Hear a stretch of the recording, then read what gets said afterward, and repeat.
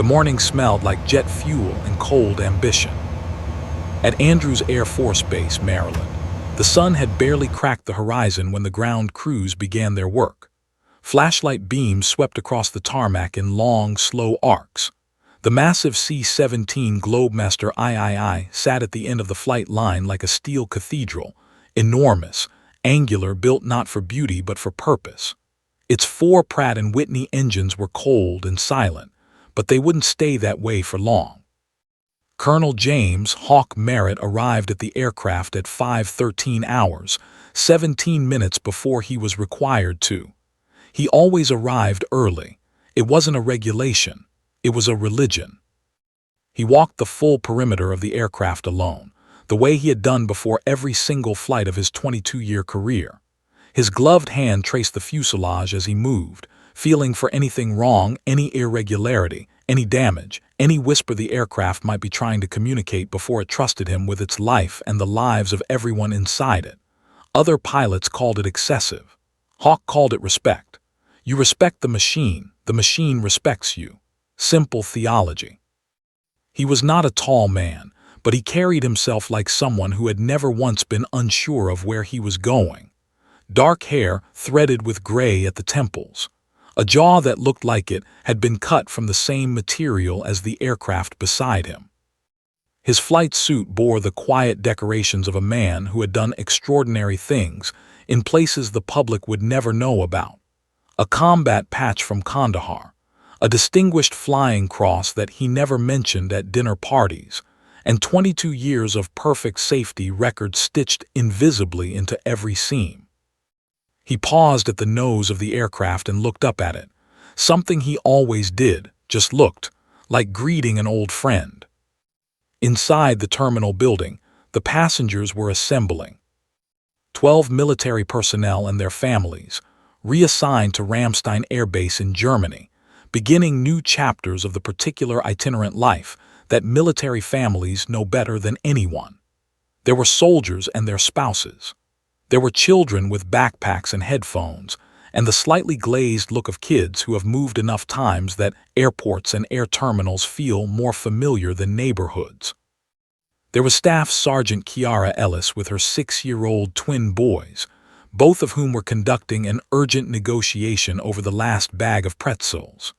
There was Sergeant Major Earl Bull Dawson traveling alone, a weathered duffel on his shoulder, and a paperback novel he wouldn't end up reading tucked into the outer pocket. And there was Ava Merritt. She sat apart from the others, not unfriendly, just self-contained in a plastic chair near the window with her legs crossed and an aviation manual open across her knees. She was 11 years old, slight and serious, with her father's dark eyes and her late mother's quiet intensity. Her hair was braided back from her face. She wore a gray hoodie, white sneakers, and the focused expression of someone doing something important. She was on page 214. Instrument approaches in reduced visibility.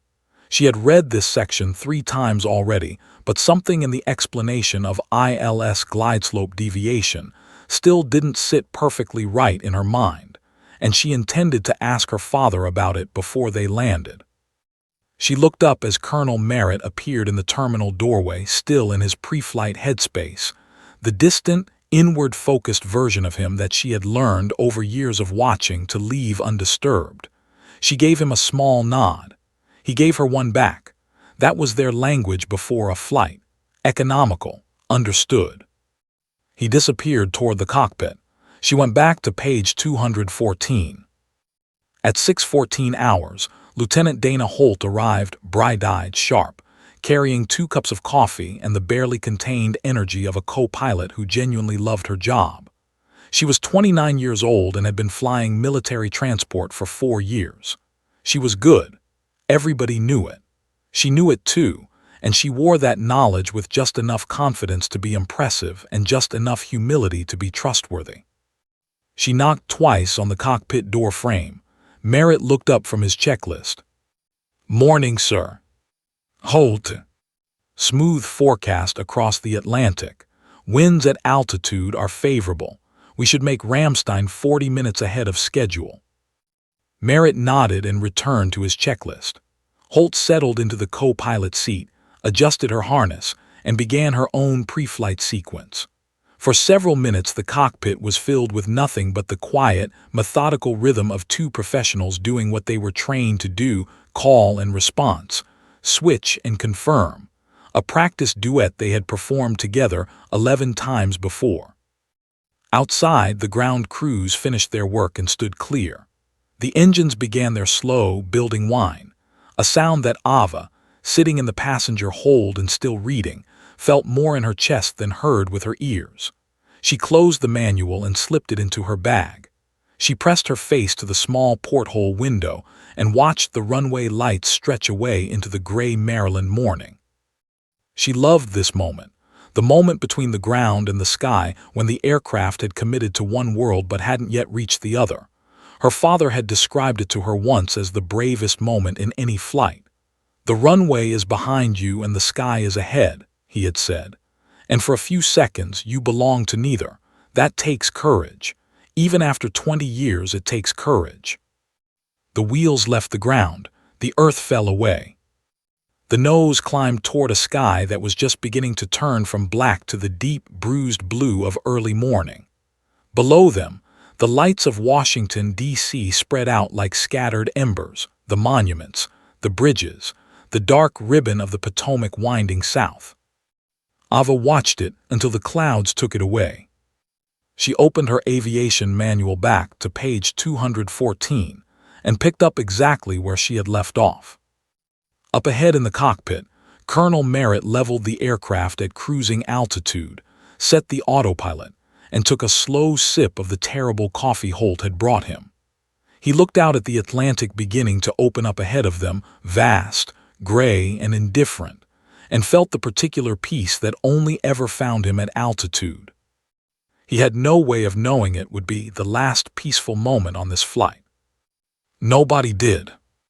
The sky, as always, kept its secrets until it was ready to reveal them.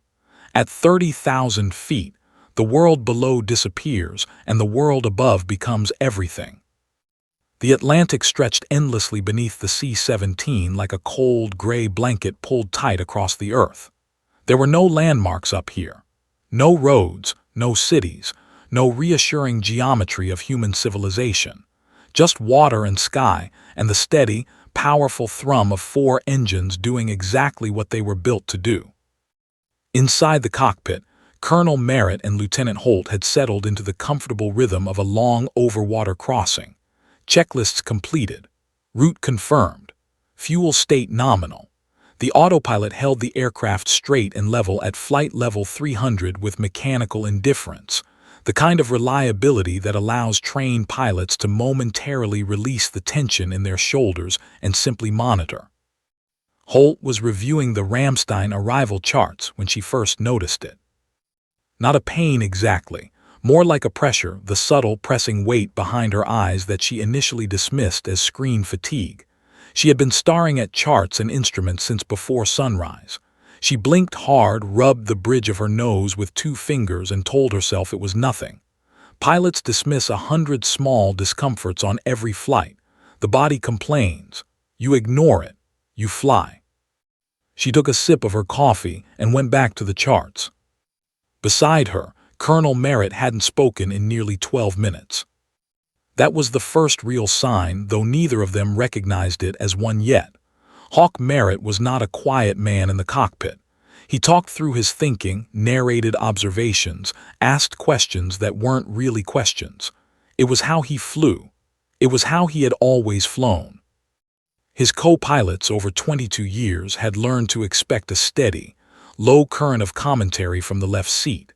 About the weather, the route, the performance data, sometimes about Ava, sometimes about the retirement property in Montana he kept almost buying and never quite did. Silence from Hawk Merritt meant something was wrong. But Holt's head was beginning to feel strange in a way she couldn't precisely describe, heavy, slow, like her thoughts were traveling through something thicker than air. She turned to say something to the colonel and noticed that his right hand had slipped from the throttle quadrant and was resting awkwardly against his thigh. "Sorry." "Nothing." Colonel Merritt, louder now and something tightening in her chest. She reached across and put her hand on his shoulder. He was completely, utterly limp, not the stillness of sleep, but the terrible stillness of a body that has simply stopped participating. His head was tipped forward, chin toward his chest, and beneath the visor of his headset his face was the wrong color, gray at the edges, slack in a way that faces are not supposed to be slack. Holt's training detonated inside her like a flare. She grabbed the controls with her left hand, pulling them back to her side of the cockpit, and reached for the radio with her right. But something was happening to her fingers, a numbness, creeping and deliberate, as if her hands were receiving signals from somewhere far away. She tried to close her fist around the radio handset, and her grip was wrong, weak, uncoordinated in a way that made no sense. She looked at the handset in her hand like it was an object she had never seen before. Behind the cockpit wall, inside the environmental control bay that runs along the port side of the aircraft, a hairline fracture in an oxygen supply coupling had been widening since takeoff. Not dramatically, not with any warning light or audible alarm, just slowly, millimeter by millimeter, in the particular patient way that mechanical failures occur when no one is watching. The fractured coupling was drawing contaminated bleed air from the engine system and feeding it directly into the cockpit ventilation loop. Invisible, odorless, and absolutely lethal given enough time. They had been breathing it for 27 minutes. 27 minutes is a long time, long enough to degrade judgment before the person losing it realizes their judgment is gone, long enough to slow reaction times to the point where a trained pilot reaches for a radio and can't remember why, long enough to turn the most capable flight deck in the United States Air Force into a room full of people quietly losing the thread of consciousness, without any of them understanding what was happening or why. Holt tried to speak into the radio one more time. The words came out fractured, disconnected syllables that weren't a sentence, weren't a call sign, weren't anything a controller could act on.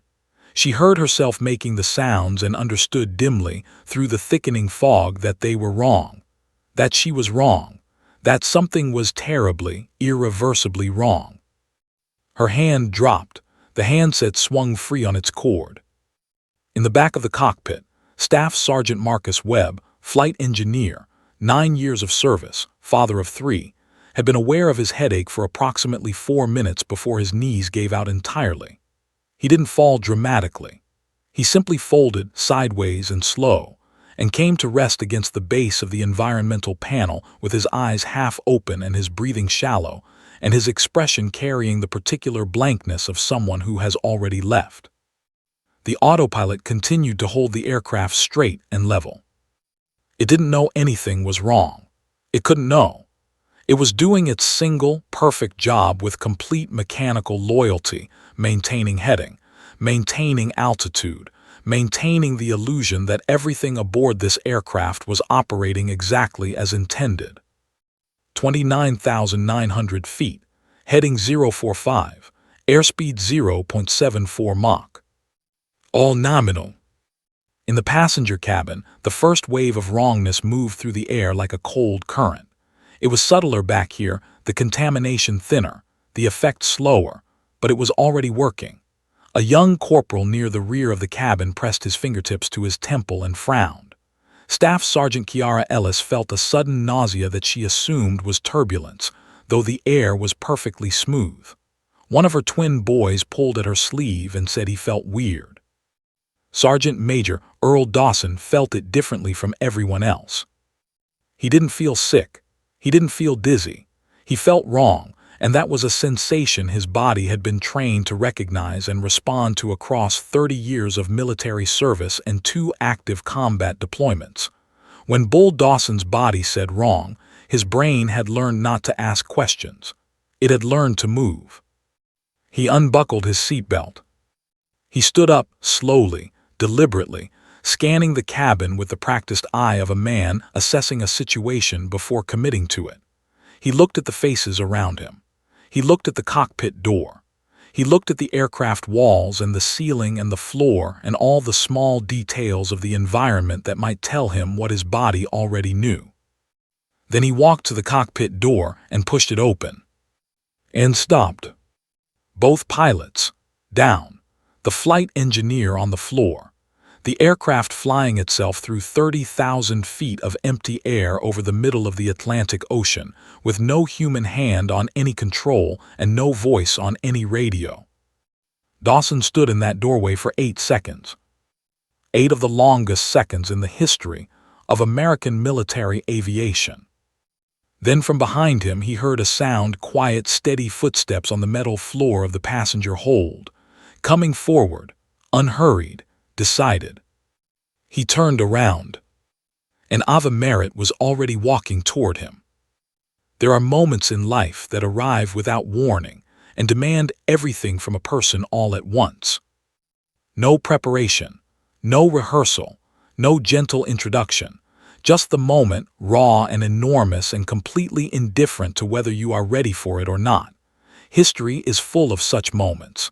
They happen to generals and presidents and decorated soldiers who have spent careers preparing for exactly this kind of pressure.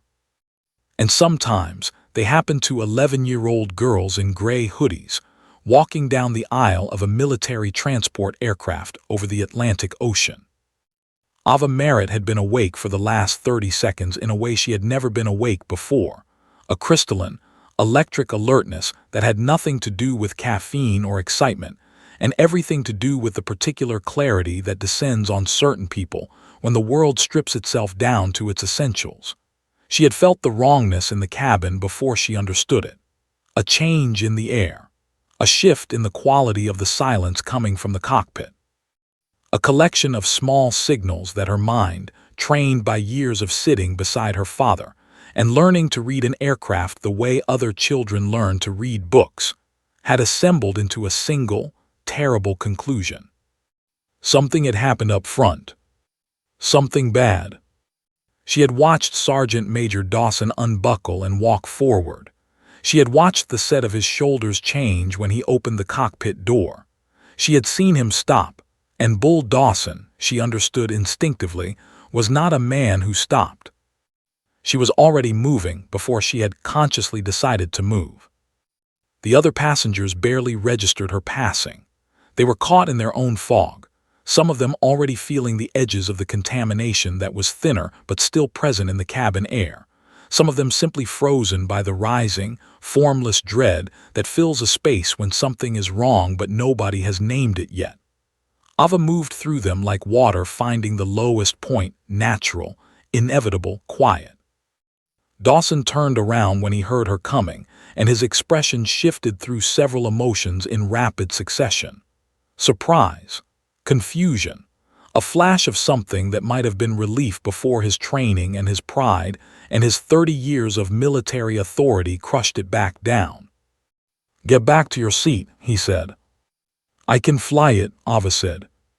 She said it the way she said most things, without decoration, without drama, without any apparent awareness that it was an extraordinary sentence for any human being to say, let alone a child standing 5 feet 2 inches tall in white sneakers on a drifting aircraft over the Atlantic. Dawson looked at her the way men look at things that don't compute. "You're 11 years old," he said, and the words came out almost gently, as if he was worried about hurting her feelings. "I'm aware of how old I am," Ava replied. She was already looking past him at the cockpit, reading the instrument panel the way she had read it 100 times from the right seat on her father's flights, cataloging what she saw, measuring it against what she knew. The autopilot warning light is yellow. That means the system is approaching operational limits and will disengage within the next few minutes. When it does, this aircraft will begin an uncontrolled descent. The Atlantic Ocean is 30,000 feet below us.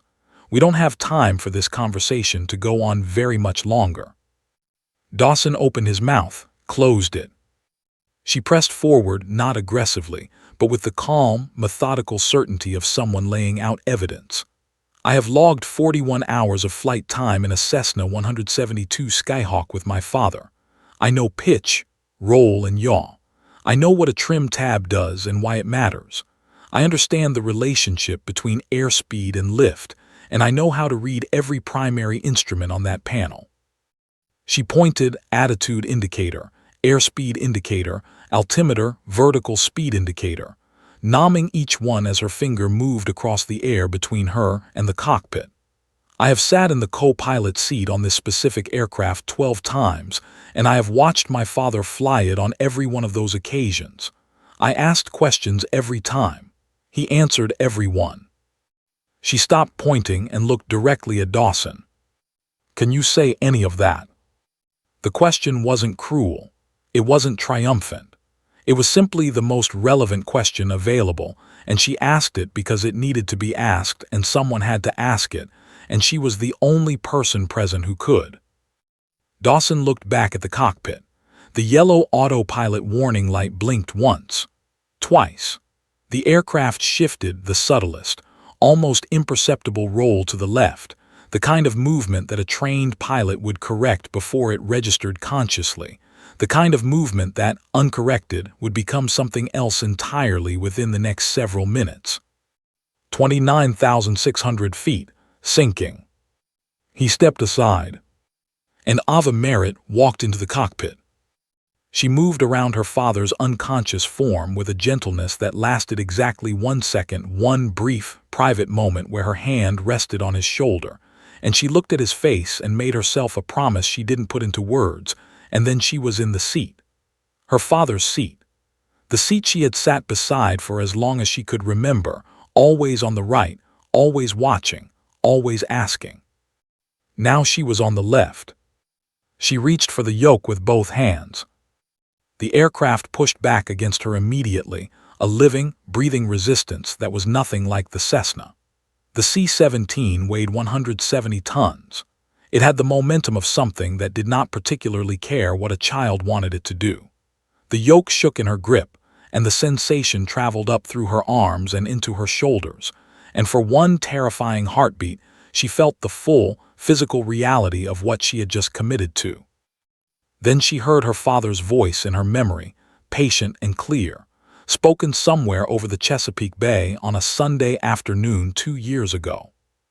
The size of the aircraft doesn't change the physics, Ava. Lift is lift. Drag is drag. The sky doesn't know whether you're flying a Cessna or a cargo jet. It only knows whether you understand the rules. Master the rules and the aircraft stops mattering. She mastered herself first, 1 breath in, 1 breath out. She checked the attitude indicator. The aircraft was in a shallow left bank, nose trending down by 2 degrees. She applied right aileron and gentle back pressure on the yoke. Slowly, reluctantly, like something enormous being persuaded rather than forced, the aircraft responded. The wings came level. The nose came up. The vertical speed indicator steadied. The descent stopped. Behind her, Sergeant Major Earl Dawson had one hand pressed flat against the cockpit wall and was staring at the back of Ava Merritt's head with an expression that no military rank or combat experience had ever prepared him to feel. She had just saved the aircraft.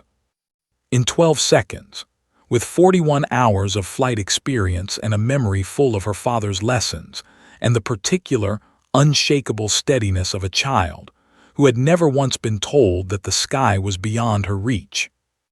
"Okay," Dawson said finally. His voice was rough, different from before, stripped of the authority reflex, leaving something more honest underneath. "Okay, what do you need?" Ava didn't look back. "I need you to find the radio," she said. "And I need you to find someone on the ground who can help me land this thing. Right now, Sergeant Major, please." Dawson was already moving. There is a particular kind of silence that is worse than noise. Not the silence of peace or rest, or the comfortable quiet between two people who understand each other. This was the other kind, sudden, violent, imposed silence. The kind that arrives like a door slammed shut between you and the only voice keeping you alive. The kind that tells you without words that someone out there in the dark has decided you should not make it home. That was the silence that filled the cockpit of November 7 Alpha Bravo at 9, 4:47 in the morning over the Atlantic Ocean. One moment Colonel Sandra Voss was walking Ava through a heading correction, calm, precise, her voice as steady as the instrument panel itself. The next moment her voice was gone, not faded, not broken up by natural interference.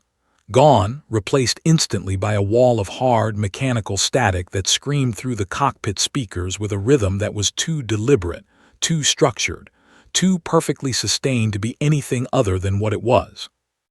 Engineered, intentional, aimed. Ava's hands tightened on the yoke. Sergeant Major Dawson grabbed the radio handset and keyed it hard. Voss, Colonel Voss, do you copy? November 7 Alpha Bravo calling on emergency frequency, please respond. Static answered him. He tried 3 more times, his voice climbing in volume with each attempt as if shouting could somehow punch through whatever was eating their signal. It couldn't. He knew it couldn't. He threw the handset against the instrument panel, and it swung back on its cord and hit the console with a hollow plastic crack. Ava said nothing.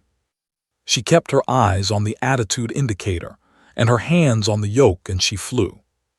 460 miles away, inside a concrete building at Fort Meade, Maryland that had no visible signage and no public address, Corporal Tiana Reeves was already 3 steps ahead of the crisis. She was 23 years old and had been with the NSA's Signals Intelligence Division for 14 months, the youngest analyst on her floor, the quietest person in any room she entered, and the single most instinctively gifted signals reader her supervisor had encountered in 19 years of classified work. She didn't process signals the way other analysts did, methodically, sequentially, building toward a conclusion like a case being assembled. She felt them. Pattern recognition, so deep and so fast it had crossed the line from skill into something that made her colleagues slightly uncomfortable and her supervisors profoundly grateful.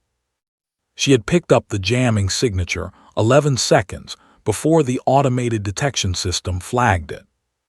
11 seconds is a long time in signals intelligence, long enough to matter, long enough to potentially save lives. She leaned forward in her chair and pulled the signature up on her primary screen, a tight, directional interference pattern operating on a narrow frequency band that precisely overlapped the emergency aviation channels being used by November 7 Alpha Bravo. Not a broad jamming sweep, not a blunt instrument. This was surgical, targeted specifically at this aircraft, at this frequency, at this moment. Whoever had built this had known exactly what they were doing and exactly what they were targeting. She cross-referenced the signal origin point against maritime traffic data for the Atlantic Theater, and her blood dropped 10 degrees when the location resolved. A cargo vessel, registered to a shell company out of a Baltic port with 3 different national flags in its recent history, and a transponder that had been behaving irregularly for the past 6 days. It was sitting 41 miles off the Virginia coast, close enough to reach the emergency frequency, far enough to look like open water traffic to anyone not specifically looking for it. Reeves had been specifically looking for it for 4 minutes now. She pulled her supervisor's sleeve without speaking, a gesture she had used twice before in 14 months, both times preceding discoveries significant enough to generate classified reports that went to offices she was not cleared to know existed. Her supervisor recognized the gesture. He stopped what he was doing immediately and looked at her screen. He looked at it for exactly 2 seconds. Then he picked up the priority line phone and began making calls with the flat, rapid efficiency of a man who understands that every second he spends explaining is a second that aircraft spends without guidance.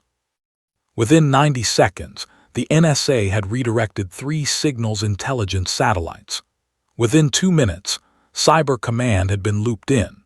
Within 3 minutes, a Navy Surface Warfare Coordination Center had a targeting solution on the cargo vessel, and 2 FA-18 Hornets from Naval Air Station Oceana were airborne and vectoring toward the intercept point. The message to the vessel was simple and delivered on an open maritime frequency, where every ship within 50 miles could hear it. Unidentified vessel at coordinates 47 north, 072 west. You are conducting electronic warfare operations against a United States military emergency frequency. Cease immediately or face immediate military response. You have 30 seconds to comply. The jamming signal continued for 21 more seconds. Then it stopped. In the cockpit of November 7 Alpha Bravo, the silence of the static was replaced by a different silence, the clean, open silence of a clear frequency. And then, breaking through that silence like a lighthouse beam cutting fog, came a voice. Fractured at first, breaking and reforming, fighting its way back through layers of residual interference like something that absolutely refused to be kept out. Ava, I'm back. Do you copy? Ava, this is Colonel Voss. I'm back on frequency. Please respond. In the pilot's seat, Ava Merritt closed her eyes for exactly 1 second. 1 second, no more. Then she opened them, checked the attitude indicator, wings level, knows exactly where she had held it through 4 minutes and 19 seconds of complete isolation, and keyed the radio with a steady hand. I copy, Colonel Voss, she said. I'm still here. The aircraft is stable. On the other end of the frequency, in a training facility in Quantico, where 11 Air Force personnel had spent the last 4 minutes watching a radar transponder and holding their collective breath, Colonel Sandra Voss pressed her lips together and breathed through her nose and allowed herself 3 seconds of something that wasn't quite relief. Because relief implies the danger is over, and the danger was very much not over, before she went back to work. Of course you are, she said, and her voice for just that one sentence was something warmer than professional, something that sounded almost like the voice of a woman who had a daughter of her own and understood, in a way that bypassed rank and training entirely, exactly what she was listening to. Then the warmth pulled back and the ice returned, and Colonel Voss straightened in her chair. Ava, I need your current altitude, airspeed, and heading, and then I need to tell you something about what's waiting for us ahead. Ava read the instruments clearly and accurately. She did not ask what was waiting ahead. She already knew that whatever it was, she was going to fly through it. There are decisions that take years to make and decisions that take seconds. The ones that take seconds are usually the ones that matter most. Colonel Sandra Voss had spent 30 years in military aviation, watching people make decisions under pressure. Good decisions, bad decisions, decisions made too slowly and decisions made too fast and decisions that split the difference between courage and recklessness in ways that only revealed themselves in hindsight. She had seen decorated pilots freeze at critical moments, and she had seen green lieutenants perform with a grace that made 30-year veterans step back and reassess everything they thought they knew about human capability under pressure. She had never seen anything like Ava Merritt. But right now she had to stop marveling at the girl and start protecting her. Because what the radar was showing on the screens in Quantico was not something that allowed for marveling. It was something that demanded decisions, hard, clear, irreversible decisions, and it demanded them in the next 90 seconds, or the window for making them at all would close permanently. She pulled the radar overlay onto her primary screen and stared at it. The storm system had not been in the forecast 6 hours ago. That happened sometimes over the Atlantic seaboard in winter. A fast-moving low-pressure cell would pull moisture off the ocean and build into something dangerous faster than the models could track. This one had swept across the Virginia coast and was now sitting directly across every viable approach corridor to the eastern seaboard like a wall built by something that didn't want them to come home. At Naval Air Station Patuxent River in Maryland, their designated emergency landing site, the airfield with the longest runway and the largest emergency response capability on the eastern seaboard, the weather was deteriorating in real time. Wind shear at approach altitude was registering at 38 knots with gusts. Ceiling was dropping through 800 feet and still falling. Visibility was down to 1.5 miles in heavy rain. The crosswind component on the primary runway was already at the limit for experienced pilots in ideal conditions.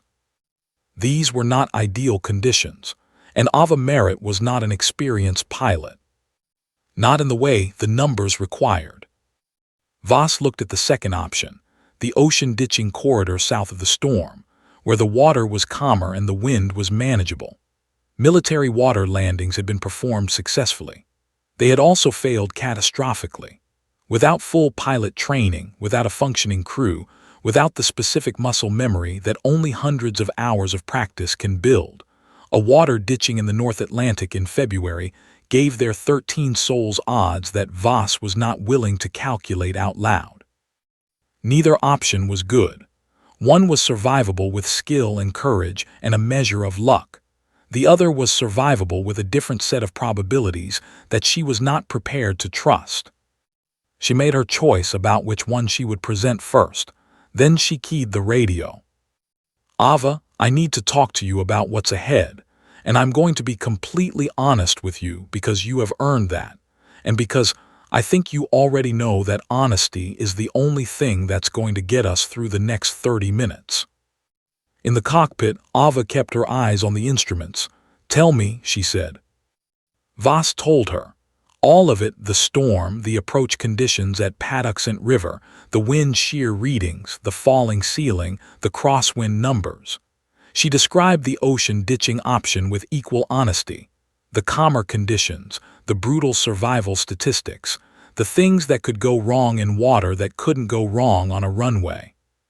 She laid it out with the precision of a surgeon presenting a diagnosis, and the compassion of someone who understood that the person receiving the diagnosis was 11 years old and had already been carrying more weight than any child should ever have to carry. She finished speaking and left the frequency open. In the cabin behind the cockpit, the passengers had gone completely silent. Not the silence of sleep or comfort or distraction. The silence of people who are listening to the terms of their own survival being negotiated and know it. Sergeant Major Dawson, kneeling beside Ava's seat, had his eyes fixed on the radar screen and his jaw set in the particular way of a man who is running numbers he doesn't like and arriving at conclusions he doesn't want. Staff Sergeant Kiara Ellis had her arms wrapped around both of her twin boys, one on each side, pressing them gently against her, and was staring at the back of the cockpit door with an expression that had moved through fear and arrived somewhere quieter and more determined on the other side. The young corporal in the rear had his elbows on his knees and his face in his hands. The others occupied the spectrum between those two postures, some praying, some starring, some simply waiting with the particular stillness of people who have handed control to someone else and made their peace with it. Every single one of them was listening. Ava stared at the radar screen for a long time. She looked at the storm, the red and yellow mass of it, churning and enormous, sitting across their path like something that had been placed there deliberately. She looked at the ocean ditching corridor to the south, the cleaner space, the calmer numbers, the option that looked gentler on a screen and meant something entirely different in reality. She thought about her father. Not the unconscious man slumped in the seat beside her, though she was aware of him every second, aware of his breathing, aware of his presence with the particular acute sensitivity of a child who loves a parent and is terrified of losing them. She thought about the pilot, the man who had taken her up in the Cessna for the first time when she was 7 years old and she had been scared on the takeoff roll, and he had looked over at her and said something she had never forgotten. Fear is information, Ava. It's telling you that something matters. Listen to it.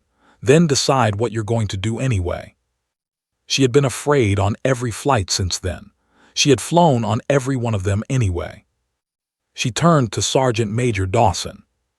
He was already looking at her, waiting, because somewhere in the last 40 minutes he had stopped being the senior authority on this aircraft and become something else.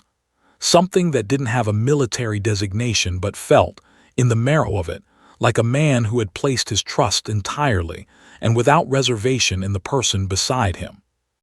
"Which one would my dad choose?" Ava asked. The question was quiet, not uncertain. There was no uncertainty in Ava Merritt's voice when she asked it. It was something else. A confirmation. The way a navigator checks a bearing they already know, because certainty deserves to be verified before you commit to it completely. Dawson didn't hesitate for even half a second. "He'd take the storm," he said. His voice was low and absolute and carried the weight of a man who had known Colonel James Merritt long enough to know exactly what he was made of. Every time, in every condition, he would never put his people in the water if there was any runway left to reach. Ava held his gaze for one moment. Then she nodded, small, decided, final, and turned back to the instrument panel. Her right hand moved to the heading selector with the calm precision of someone who has made a decision and closed the door on every alternative. She dialed in the new heading northeast, directly toward the storm, directly toward the wall of red on the radar, directly toward the hardest approach of her life. The aircraft turned. The storm filled the windscreen ahead of them, dark and vast and churning, lit from within by the distant flicker of lightning that illuminated the cloud mass in brief, terrible flashes like something enormous breathing inside it. Ava looked at it without flinching. In Quantico, Colonel Voss watched the transponder change heading on her screen. She studied it for a long, quiet moment. This small electronic signal representing one aircraft, 13 lives, and one extraordinary child pointing herself at the worst weather on the eastern seaboard. She picked up her headset. "All right, Ava," she said, and her voice was everything it needed to be, steady and warm and completely, unshakably certain. "You made the right call. Now here is exactly what we are going to do. Listen to every word and don't miss anything, because in about 12 minutes this is going to get very loud and very rough, and I need you to already know all of it before we get there." "I'm listening," Ava said. And the storm came closer. The storm did not ease them in gently. It took them all at once. One moment the windscreen showed the last pale remnants of open sky, a thin strip of gray-blue light at the horizon that looked almost like hope. The next moment it was gone, swallowed completely by a wall of cloud and rain and violent, churning darkness that hit the C-17 with a physical force that Ava felt travel from the yoke up through her arms and into her shoulders, and down her spine like an electric current. The aircraft lurched hard to the left. Not a gentle roll, not the kind of manageable correction that her father had walked her through a dozen times over the Chesapeake. This was something altogether different, a violent, twisting yaw that pushed the left wing down and pulled the nose sideways with a force that made the entire airframe shudder and groan in a register so deep it felt less like sound and more like the aircraft itself crying out. Ava caught it. Not perfectly, not smoothly. Her correction was aggressive and slightly overcorrected. The right wing dipped before she brought it back, but she caught it. She held the nose up through two more jolts that came in rapid succession like body blows, keeping her eyes on the attitude indicator with the focused intensity of someone who has been told, and has chosen to believe, that the instruments tell the truth even when everything else is lying. Behind her, the cabin had transformed. The comfortable, terrible silence of the last 40 minutes had been replaced by something rower and more immediate. Equipment rattled against the walls. The overhead storage panels flexed and creaked.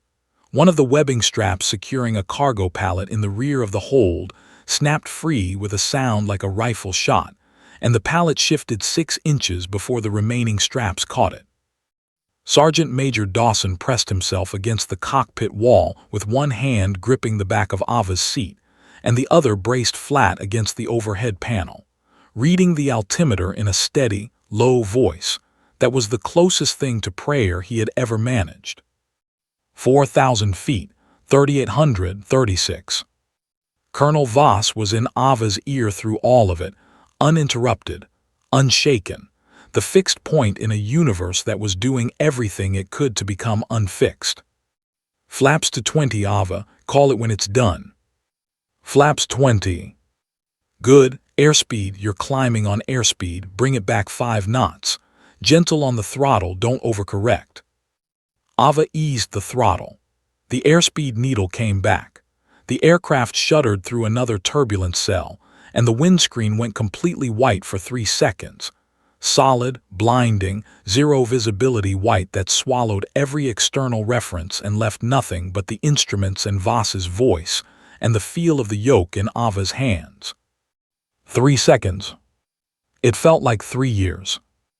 Then the rain replaced the white, and the runway lights of Naval Air Station Patuxent River appeared below them through the murk. 2 long golden lines laid out against the dark wet ground like something that had been waiting for them specifically. The sight of them hit Ava somewhere beneath her ribcage with a force that was almost physical, relief and terror arriving simultaneously, indistinguishable from each other. "I have the runway," she said. "I know you do," Voss said. "Gear down on my mark, 3, 2, 1, mark." Ava reached for the gear lever and pulled it down. The mechanical thud of the landing gear deploying traveled through the entire airframe, felt in the seat, in the floor, in the yoke itself. The drag increased immediately, and the aircraft wanted to pitch forward, and she held the nose up against it with steady back pressure that her arms were beginning to burn to maintain. "Gear down and locked," she reported. "Flaps to 30. You're looking good, Ava. Centerline, stay on the centerline. Airspeed, watch your airspeed." The runway was coming up fast, too fast. Ava felt it before the instruments confirmed it. That instinctive, physical sense that the relationship between her altitude and her distance from the threshold was wrong, that the numbers weren't going to work out, that she was arriving at the runway at a rate that the runway was not going to forgive. "I'm too fast," she said. "I see it go around, full power now." Ava pushed the throttles forward and pulled back on the yoke simultaneously, and the C-17, 170 tons of aircraft that had already been through more in the last hour than most aircraft endure in a year, responded. The engines surged. The nose came up. The runway lights dropped away below them and disappeared back into the rain, and the darkness and Ava climbed back into the storm for a second attempt at the only chance they had. In the emergency operations room at Patuxent River, 30 personnel watched the radar track go around, and the room made a sound.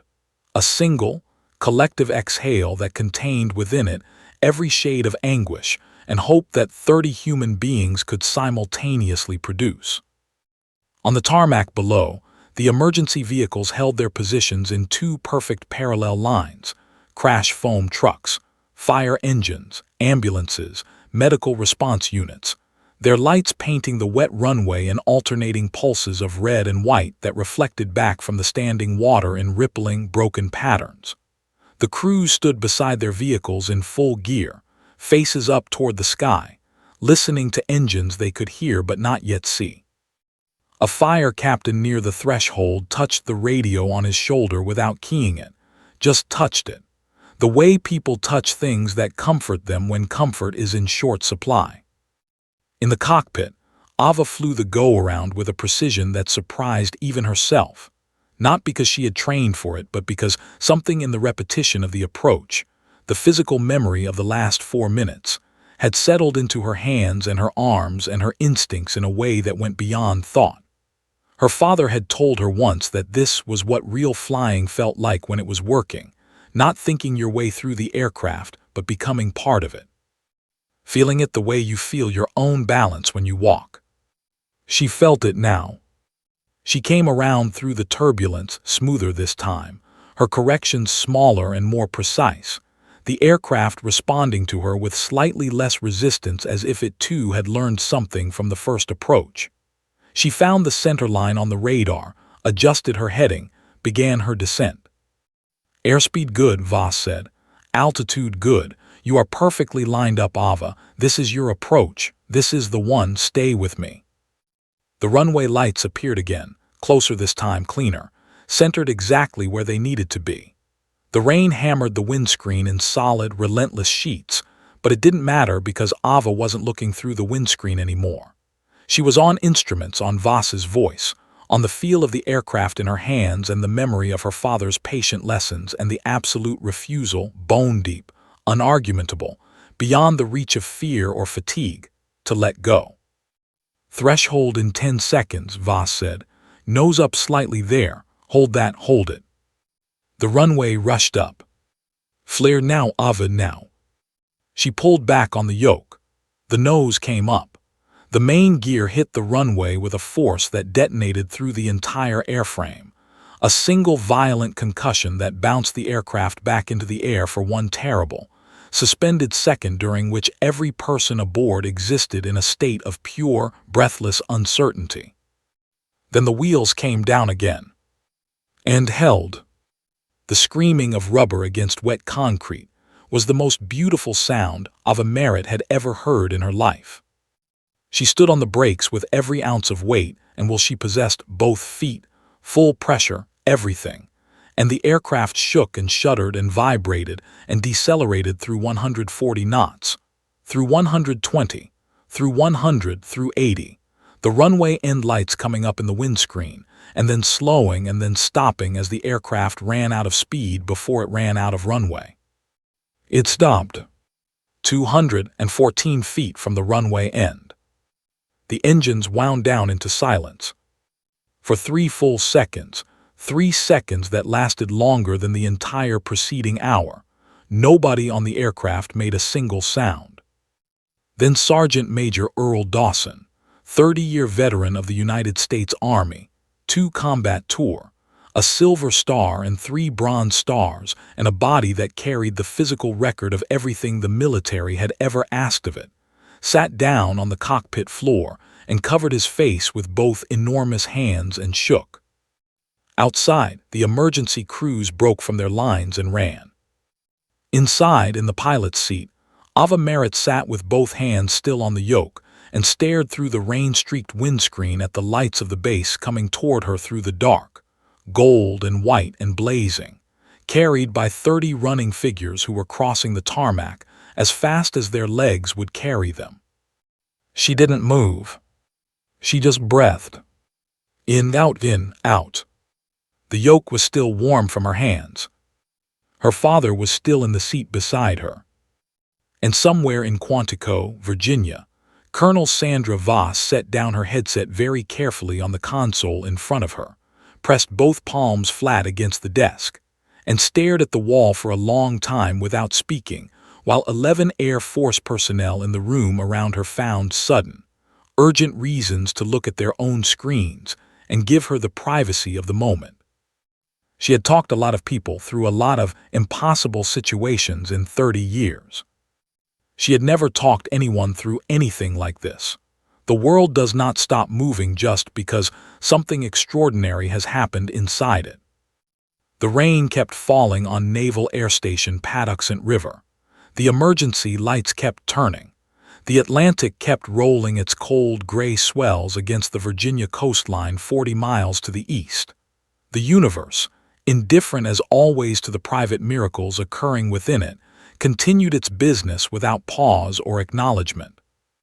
But inside that C-17, inside that rain-soaked, storm-battered, battle-worn aircraft sitting 214 feet from the end of a Maryland runway, time had stopped entirely. Nobody moved for a long moment after the engines went quiet. Not the passengers, who sat in their web seating with expressions that hadn't fully caught up to the reality of being alive. Not the emergency crews flooding through the aircraft door with their equipment and their training and their practiced urgency, who found themselves moving more slowly than usual through the cabin because something in the atmosphere of the aircraft resisted hurry. Not Sergeant Major Dawson, still on the cockpit floor, who had stopped shaking but had not yet found a reason to stand up. And not Ava. She sat in her father's seat with both hands still resting on the yoke, not gripping it anymore, just resting, the way you rest your hand on the shoulder of someone who has been through something hard with you. Her eyes were forward, through the rain-streaked windscreen, watching the lights and the running figures and the organized chaos of a base responding to a crisis that had just, improbably and completely, resolved itself in their favor. A Navy paramedic appeared at the cockpit door and stopped when he saw her. He had been briefed on the way across the tarmac. 11 years old, civilian, landed the aircraft. He had nodded when they told him because there was nothing else to do with information like that while you were running. Now he stood in the doorway and looked at her, and the briefing and the nodding and the running all collapsed into something much simpler and more human. "Hey," he said gently, "you did real good." Ava turned and looked at him. Her eyes were dry. Her face was calm. She looked, he would tell his wife that evening, like someone who had already moved past the event and into whatever came next, like a person whose internal processing ran so far ahead of the moment that by the time the moment arrived she was already somewhere else entirely. "My dad needs help," she said. "He's right there, please take care of him first." The paramedic looked at Colonel Merritt, still unconscious in the left seat, breathing steadily, color beginning to return to his face as the clean air from the open aircraft door cycled through the cockpit. He nodded and stepped forward and got to work, and Ava unbuckled herself from the pilot's seat and stood up and moved out of the way with a composure that made the paramedic's chest ache in a way he couldn't fully explain. Colonel James Merritt regained consciousness 33 hours later in a private room at Bethesda Naval Hospital. He came back slowly, the way people come back from deep chemical unconsciousness, in layers rather than all at once.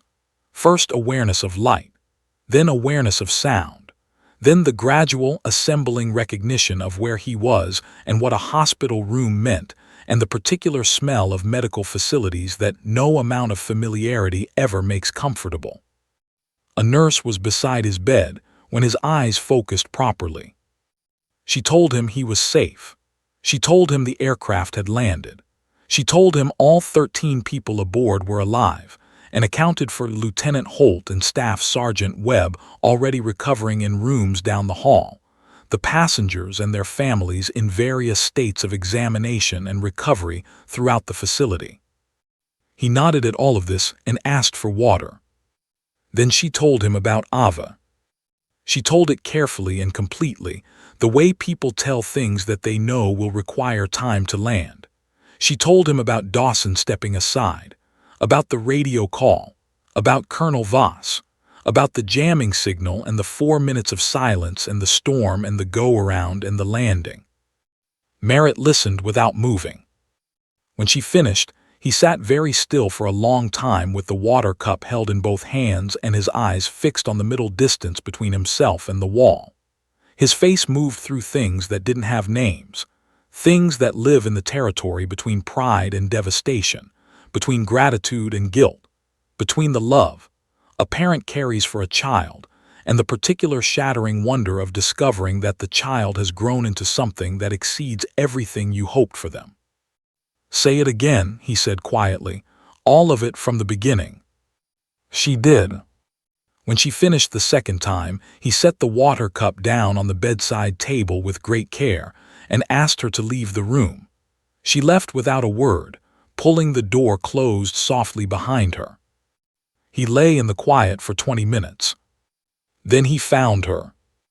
She was asleep in a waiting room chair 3 doors down the hall, curled sideways, her aviation manual open across her lap, her braid coming loose on one side. She looked in sleep, exactly like the child she was, small and young and completely unaware of the magnitude of what she carried. The world outside that window had already begun to transform her into something larger than herself. Headlines were forming. Calls were being made. The machinery of recognition was turning in the direction of this sleeping girl in a gray hoodie. She didn't know any of that yet. She was just sleeping.